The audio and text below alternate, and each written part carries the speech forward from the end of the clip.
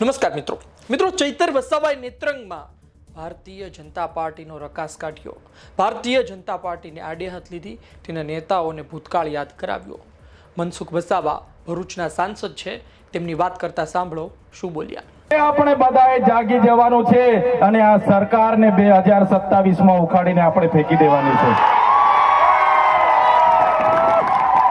સાથીઓ, અમે 4 વર્ષ પહેલા જનનાયક બિરસા મુંડાજીની પ્રતિમા ડેડિયાપાડામાં સ્થાપના કરતા હતા અને એમના વિચારોને ઉજાગર કરવા માટે, એમના વિચારોમાંથી આવનારી પેઢી પ્રેરણા લે માટે અમે ત્યાં પ્રતિમા સ્થાપિત કરતા હતા। ત્યારે આ ભાજપના સાંસદ મનસુખભાઈ વસાવા, 3 જિલ્લાની પોલીસ અને એમના RSS વાળાએ આપણને ત્યાં પ્રતિમા સ્થાપતા અટકાવી દીધા હતા અને પ્રતિમા સ્થાપતા આપણા ઘણા લોકોને ડિટેન કર્યા હતા। 3 જિલ્લાની પોલીસ અમને પકડવા માટે આવી હતી, છતાં આપણે એમનાથી ડર્યા નથી અને બિરસા મુંડાની પ્રતિમા ડેડિયાપાડામાં સ્થાપિત કરી છે। ત્યારે આજે દેશના વડાપ્રધાનને આજે ડેડિયાપાડા આવવું પડે એ આપણા બધાની તાકાત છે।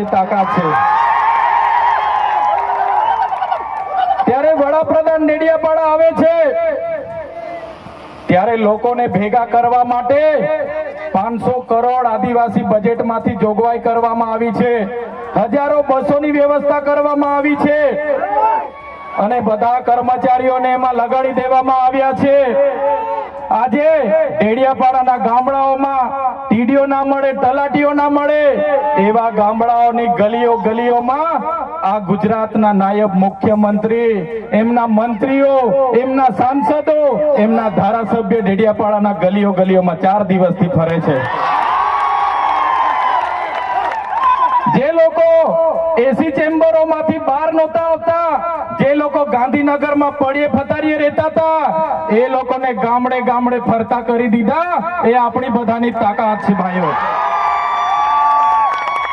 ત્યારે નરેન્દ્રભાઈ મોદી આપણા કુળદેવી માતાના દર્શને જવાના છે। દેવમોગરા એ મહારાષ્ટ્ર, મધ્યપ્રદેશ, ગુજરાત અને રાજસ્થાનના લાખો લોકોનું આસ્થાનું કેન્દ્ર છે અને દેવમોગરા જઈને રાજનીતિ જ્યારે કરવા માંગે છે ત્યારે નરેન્દ્રભાઈ મોદીને હું આ મંચ પરથી કહેવા માંગુ છું, તમને જો આદિવાસીઓ માટે હિત હોય, તમે દેવમોગરા જજો, તમે હિજારી લઈને આવજો, તમે મવડાનો ચોખ્ખો દારૂ 1 બોટલ લઈને આવજો, તમે 1 મરઘો લઈને આવજો, 1 બકરો લઈને આવજો, દર્શન કરીને એની પ્રસાદી કરીને તમે ત્યાં જ જમીને પછી જજો। હવે સાંભળ્યું કે ચૈતર વસાવાએ ભરૂચના સાંસદ મનસુખ વસાવાને લઈ શું વાત કરી। અતિ મહત્વની બાબત છે કે 2024ની લોકસભા ચૂંટણીમાં આ બંને સામસામે હતા। ચૈતર વસાવાએ ખૂબ લડત આપી, પરંતુ તેઓ હારી ગયા, પરંતુ એમની વિધાનસભા, એમની લોકસભાની લડત ખૂબ ચર્ચામાં રહી। આવનાર દિવસોમાં જોઈએ સ્થાનિક સ્વરાજ્યની ચૂંટણીમાં કેટલું કાઠું કાઢે છે। આપનું શું કહેવું છે કોમેન્ટ બોક્સમાં જરૂરથી લખજો। આ વિડીયો માહિતી પસંદ આવી હોય લાઈક કરજો, શેર કરજો। ધન્યવાદ।